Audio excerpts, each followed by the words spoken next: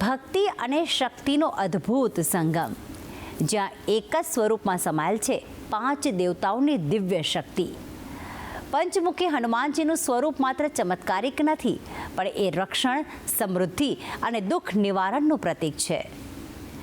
રામ અને રાવણના યુદ્ધ દરમિયાન જ્યારે અહીં રાવણનો સંહાર કરવો હતો, ત્યારે હનુમાનજીએ ધારણ કર્યું આ વિરાટ પંચમુખી સ્વરૂપ. ત્યારે કેવો છે પંચમુખી હનુમાનનો મહિમા?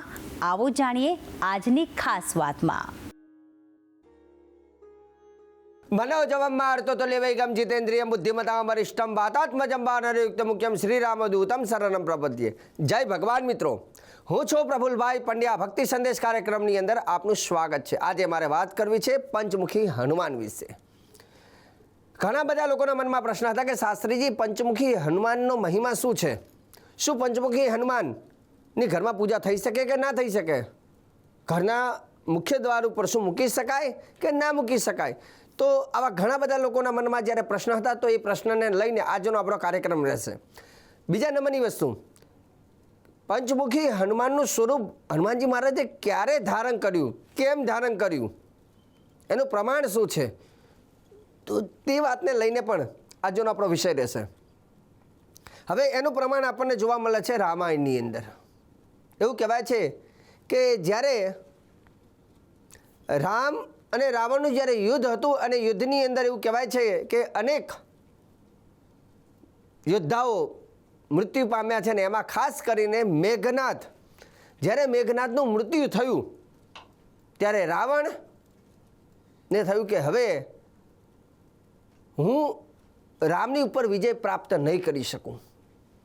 ત્યારે એને પોતાનો ભાઈ, જેવું કહેવાય છે કે પાતાલ લોકનો જે રાજા છે, જેને અહિરાવણ અને મહિરાવણ જે કહેવામાં આવે છે, જે રાવણનો ભાઈ છે, અને અહિરાવણ ને મહિરાવણને જઈને વાત કરે છે કે ગમે તેમ કર, પણ મારે આ યુદ્ધને જીતવું છે. તું રામ અને લક્ષ્મણનું તું વધ કર દે ગમે તે રીતે. કેમ કે પાતાળ લોકનો તો તું રાજા છે, અને પાતાળ લોકમાં તો તારું આધિપત્ય ચાલતું જ હોય છે.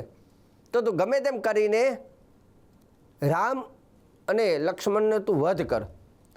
જ્યારે આ પરિસ્થિતિને જોઈને અહિરાવણ અને મહિરાવણે, એવું કહેવાય છે કે રાત્રિના સમયમાં પ્રભુ શ્રી રામ અને લક્ષ્મણજી જ્યારે સૂતા હતા, ત્યારે તેમને લઈને પાતાળ લોકમાં ગયો છે.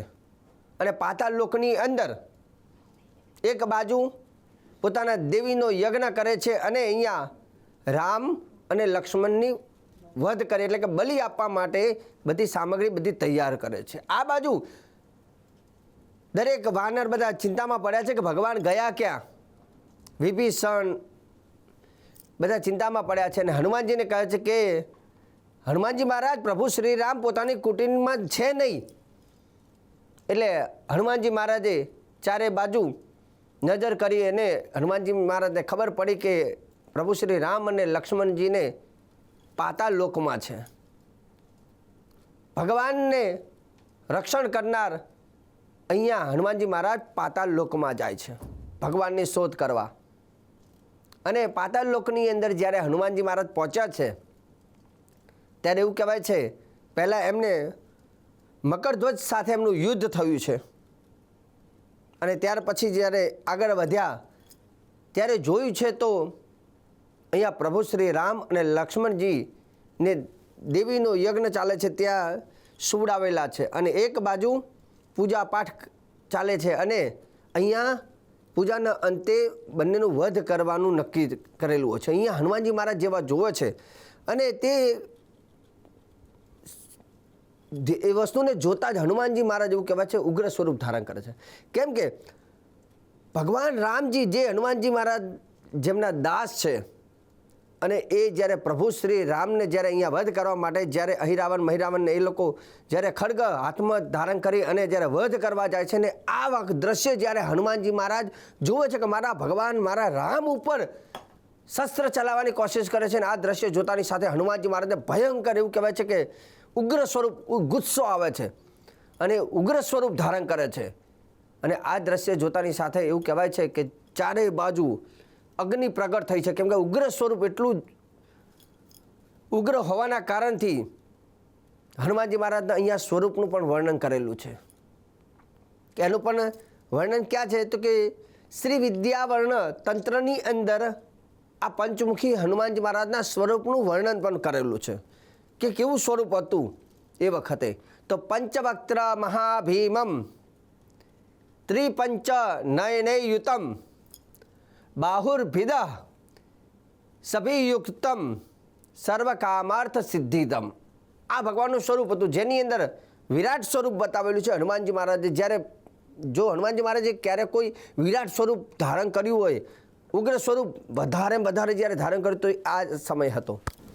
અને ઉગ્ર સ્વરૂપની અંદર પણ શાસ્ત્ર એવું કહે છે કે અલગ અલગ દિશામાં એ સ્વરૂપ દર્શાવેલું છે. પૂર્વ દિશાનું જે સ્વરૂપ જે છે જે હનુમાનજી મહારાજનું, ઘણા લોકો પ્રશ્ન કરે શાસ્ત્રી આ 5 સ્વરૂપમાં મનુષ્ય માટે કયું સ્વરૂપ શ્રેષ્ઠ ગણવામાં આવે છે. તો એમાં એ લખ્યું છે કે પૂર્વ દિશાનું જે હનુમાનજી મહારાજનું જે સ્વરૂપ છે એની જો પૂજા કરવામાં આવે તો મનુષ્યની પ્રગતિ થાય છે. જો કે 5 સ્વરૂપની પૂજા કરવાનું મહત્વ લખેલું છે, પણ અહીંયા કયા સ્વરૂપની પૂજાથી કેવો લાભ થાય છે એનું પણ અહીંયા મહત્વ આપેલું છે. તો પૂર્વ દિશાનું હનુમાનજી મહારાજના સ્વરૂપની જે પૂજા કરે છે એને મનુષ્યની પ્રગતિ કરાવે છે. દક્ષિણ દિશાનું હનુમાનજી મહારાજનું જે સ્વરૂપ છે એની પૂજા કરવાથી એવું કહેવાય છે કે મનુષ્યને જે બહુ જ બધી આપત્તિ વિપત્તિ મુશ્કેલી ભય ડર રહેતો હોય તો એમાંથી મુક્તિ આપે છે. ઉત્તરમુખ આપણે વાત કરીએ, ઉત્તરમુખ જે છે એ ઝેરી જીવજંતુ જનાવરથી રક્ષણ કરે છે. અને ત્યાર પછી આગળ વાત કરીએ તો પશ્ચિમ મુખ જે છે મનુષ્યને રોગમાંથી મુક્તિ અપાવનાર છે.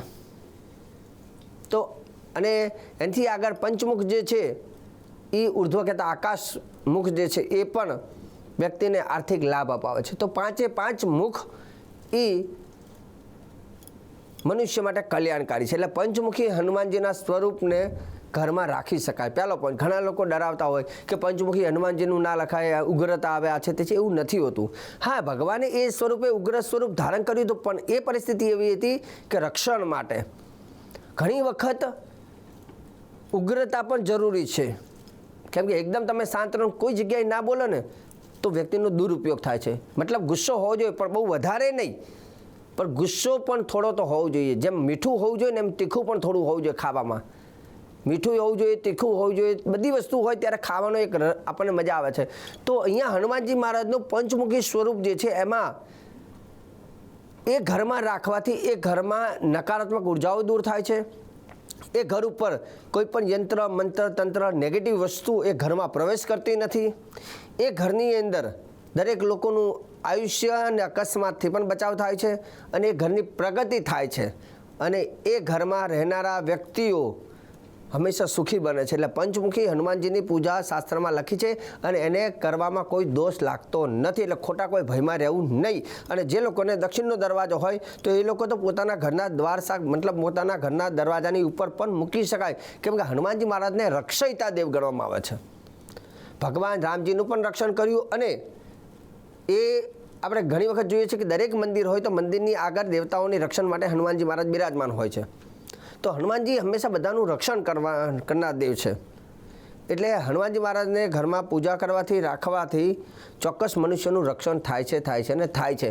તો આ હનુમાનજી મહારાજનું આપણો કાર્યક્રમ હતો જે મંગળવારના દિવસે આપ હનુમાનજી મહારાજને બિરાજમાન કરી પૂજા કરી અને પોતાના ઘરનું રક્ષણ કરી શકો છો. અને હનુમાન ચાલીસાનો પાઠ પણ મંગળવારના દિવસે ચોક્કસ કરવો જેથી હનુમાનજી મહારાજ સ્વયં પ્રસન્ન રહેતા હોય છે અને તમારું રક્ષણ કરતા હોય છે. તો આજે દર્શક મિત્રો ખાસ કરીને પંચમુખી હનુમાન વિશે સરસ મજાની જાણકારી આપી છે અને આગળ પણ ભક્તિ સંદેશ કાર્યક્રમમાં હું પ્રફુલ્લ પંડ્યા આવી જાણકારી રોજ જાણકારી તમને શ્રેષ્ઠ જાણકારી સુંદર જાણકારી આપતો રહીશ. કાર્યક્રમ જોવાનું ચૂકતા નહીં. મને આપી દો હવે તમે રજા.